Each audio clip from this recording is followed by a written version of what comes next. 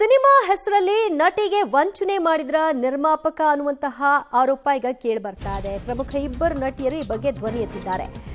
ರಣಾಕ್ಷ cinema ನಿರ್ಮಾಪಕ ಶಿವರಾಮ್ ವಿರುದ್ಧ ಈ ಸಂಬಂಧ ದೂರು ಕೂಡ ದಾಖಲಾಗಿದೆ. ಅನ್ನಪೂರ್ಣೇಶ್ವರಿ ನಗರ ಠಾಣೆಯಲ್ಲಿ ಎಫ್ಐಆರ್ ಅನ್ನು ದಾಖಲು ಮಾಡಿಕೊಳ್ಳಲಾಗಿದೆ. ರಣಾಕ್ಷ ಚಿತ್ರಕ್ಕೆ ನಟಿ ಪೂಜಾ ಆಯ್ಕೆ ಮಾಡಿಕೊಂಡಿದ್ರಂತೆ ನಿರ್ಮಾಪಕ. ಬಳಿಕ 5 ಲಕ್ಷದ ಹಣ 575 ಗ್ರಾಂ ಚಿನ್ನ ನೀಡಿದ್ದ ನಟಿ ಮತ್ತು ಆಕೆಯ ತಾಯಿ. ಈಗ ಹಣ ಮತ್ತು ಚಿನ್ನ ವಾಪಸ್ ಕೊಡಿ ಅಂತ ಕೇಳಿದ್ರೆ ವಾಪಸ್ ಕೊಡಲ್ಲ ಅಂತ ಹೇಳ್ತಾ ಇದ್ದಾರಂತೆ ಶಿವರಾಮ್. ಈ ಹಿನ್ನೆಲೆಯಲ್ಲಿ ವಂಚನೆ ಆರೋಪ ಸಂಬಂಧ ದೂರನ್ನ ದಾಖಲು ಮಾಡಿದ್ದಾರೆ. ಸಾಮಾನ್ಯವಾಗಿ ಸಿನಿಮಾಗಳನ್ನ ಮಾಡ್ತಾರೆ ನಟಿಯರು ಅಂತ ಅಂದಾಗ, ಯಾರಿಗಾದ್ರೂ ಅವಕಾಶಗಳು ಸಿಗುತ್ತೆ ಅಂದಾಗ ಒಂದು ರೆಮ್ಯುನರೇಷನ್ನ ನಿರ್ಮಾಪಕರ ವತಿಯಿಂದ ಕೊಡಲಾಗುತ್ತೆ. ಬಟ್ ಇಲ್ಲಿ ನಟಿಯಿಂದಲೇ ಒಂದಷ್ಟು ಹಣ ಚಿನ್ನಾಭರಣವನ್ನ ನಿರ್ಮಾಪಕ ಪಡ್ಕೊಂಡಿದ್ದಾರೆ ಎಂಬ ಆರೋಪ. ಈ ಆರೋಪ ಹಿನ್ನೆಲೆಯಲ್ಲಿ ದೂರು ದಾಖಲಾಗಿದೆ. ನಿರ್ಮಾಪಕ ಶಿವರಾಮ್ ವಿರುದ್ಧ ದೂರು ದಾಖಲಾಗ್ತಿದ್ದ ಹಾಗೆ ಅವರ ಸ್ಟೇಟ್ಮೆಂಟ್ ಪಡ್ಕೊಳ್ಳಿಕ್ಕೂ ಕೂಡ ಪೊಲೀಸರು ಮುಂದಾಗಿದ್ದಾರೆ. ನಟಿಯರು ಮಾಡ್ತಾ ಇರೋ ಆರೋಪ ಏನು, ಯಾಕಾಗಿ ಇವರು ಹಣ ಕೊಟ್ಟರು ಮತ್ತು ಅದನ್ನ ಸಿನಿಮಾ ಮಾಡಲ್ಲ ಅಂತ ಹೇಳಿದ್ದಾರಾ, ಅದಕ್ಕೆ ವಾಪಸ್ ಕೇಳಿದ್ದಾರಾ ಗೊತ್ತಿಲ್ಲ. ಮತ್ತಷ್ಟು ಮಾಹಿತಿ ಕೊಡ್ತಾರೆ ನಮ್ಮ ಪ್ರತಿನಿಧಿ ಉಮೇಶ್.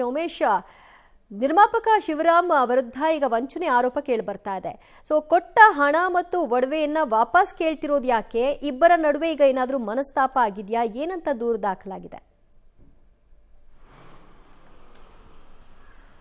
ದಿವ್ಯ 2023ರಲ್ಲಿ ರಣಾಕ್ಷ ಅನ್ನೋದೊಂದು ಸಿನಿಮಾ ನಡೀತಾ ಇರುತ್ತೆ. ಆ ಸಿನಿಮಾಗೆ ಪೂಜಾ ಅನ್ನೋ ನಟಿಯನ್ನು ಆಯ್ಕೆ ಮಾಡ್ಕೊಂಡಿರ್ತಾರೆ. ಆ ನಟಿ ಶೂಟಿಂಗ್ ನಡೀತಾ ಇದ್ದಂಥ ವೇಳೆಯಲ್ಲಿ ಅವರ ತಾಯಿ ಸುನಂದ ಅನ್ನೋರು ಶೂಟಿಂಗ್ ಜಾಗಕ್ಕೆ ಬಂದಿರ್ತಾರೆ. ಬಂದಂಥ ವೇಳೆಯಲ್ಲಿ ಆ ನಿರ್ಮಾಪಕ ಶಿವರಾಮ್ ಏನಿರ್ತಾರೆ, ಆಗ ಅವರಿಬ್ಬರ ನಡುವೆ ಪರಿಚಯ ಆಗುತ್ತೆ. ಪರಿಚಯ ಆದ ನಂತರದಲ್ಲಿ ಮೊದಲಿಗೆ ಸಿನಿಮಾದಕ್ಕೆ ಆರ್ಥಿಕ ಸಮಸ್ಯೆ ಆಗಿರೋ ಕಾರಣಕ್ಕಾಗಿ 5 ಲಕ್ಷ ಅಮೌಂಟ್ ಬೇಕು ಅಂತೇಳಿ ತಗೊಂಡಿರ್ತಾರೆ. ತಗೊಂಡ ನಂತರದಲ್ಲಿ ಅದನ್ನು ಆ ಸಮಯಕ್ಕೆ ಸರಿಯಾಗಿ ವಾಪಸ್ ಕೂಡ ಕೊಟ್ಟಿರ್ತಾರೆ. ಅದೇ ಆ ಸಲುಗೆ ಮೇರೆಗೆ ಮತ್ತೆ ಸಂಕಷ್ಟ ಎದುರಾದಂಥ ವೇಳೆಯಲ್ಲಿ ಮತ್ತೆ ಹಣ ಕೇಳ್ತಾರೆ. ಹಣ ಕೇಳಿದಂಥ ವೇಳೆಯಲ್ಲಿ ಅವ್ರ ಹತ್ರ ನಮ್ಮ ಹತ್ರ ಹಣ ಇಲ್ಲ, ಹಾಗಾಗಿ ಅದ್ರ ಬದಲಿಗೆ ಚಿನ್ನಾಭರಣ ಕೊಡ್ತೀನಿ ಅಂತೇಳಿ 585 ಗ್ರಾಮ್ ಚಿನ್ನಾಭರಣವನ್ನು ಆ ನಟಿಯ ತಾಯಿ ಸುನಂದ ಏನು ಕೊಟ್ಟಿರ್ತಾರೆ ಅದನ್ನು ವಾಪಸ್ ಕೊಟ್ಟಿರೋರು ಶಿವರಾಮು.